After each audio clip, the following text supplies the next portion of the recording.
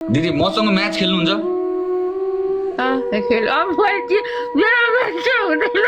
मान्छे हुँदैन? आउनु आउनु, मान्छे हुन्छ हजुरकोमा, किन हुँदैन मान्छेहरू? माया देखाइदियो, माया देखाइदियो,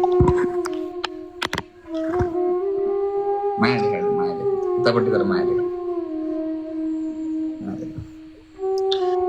चित्रा दिदी, हजुर म के सोध्न सक्छु यसको बारेमा हजुरलाई? के एकदम खुलेर है भन्न सक्नुहुन्छ नि? मतलब त्यस्तो कस्तो छैन हाम्रो साइडबाट, तर त्यो पनि धेरैजना भ्युअर्सले त सोधेको गर्नुभयो, गर्न थाल्नु। अहिले ठिक छ सोध्न पाउनुहुन्छ मजाले। भन्न सक्नुहुन्छ? मेरो चाहिँ मेरो घर चाहिँ पूर्व मोरङ हो। मोरङ कता? मोरङ पथरी। ए पथरी हो। अनि म चाहिँ यो पहिला चाहिँ उपचार गर्न भनेर काठमाडौँ आएँ, लगभग 25 वर्ष जति भयो होइन। म अहिले चाहिँ म 45 वर्षको भएँ होइन।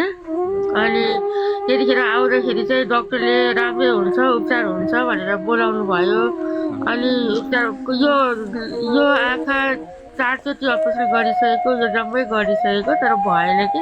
अनि मेरो चाहिँ घरमा फ्यामिलीमा अब जस्तो मेरो आमा मात्रै हुनुहुन्छ 88 वर्ष। भोलिदेखि मेरो आमा 88 वर्ष लाग्नुहुन्छ।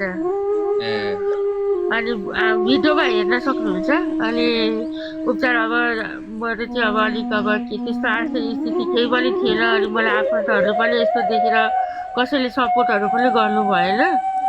अनि त्यतिकै अब गाउँघरतिर चन्दा उठाएर गाउँले मिलेर, मलाई गाउँले चाहिँ माया गर्नुहुन्थ्यो।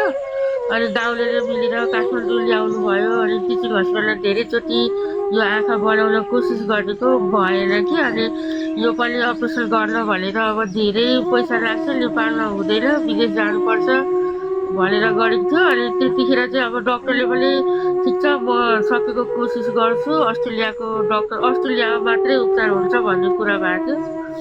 अनि डक्टरले चाहिँ अब म ट्राई गर्छु भनेर भन्नुभएको थियो।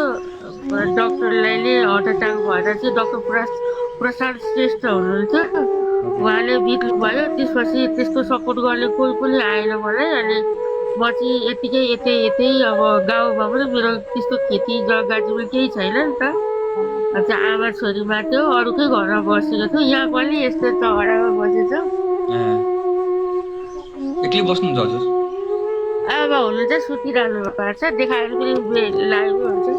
आमा हुनुहुन्छ, आमालाई हेरेर बसिरहेको छु। एकदम है।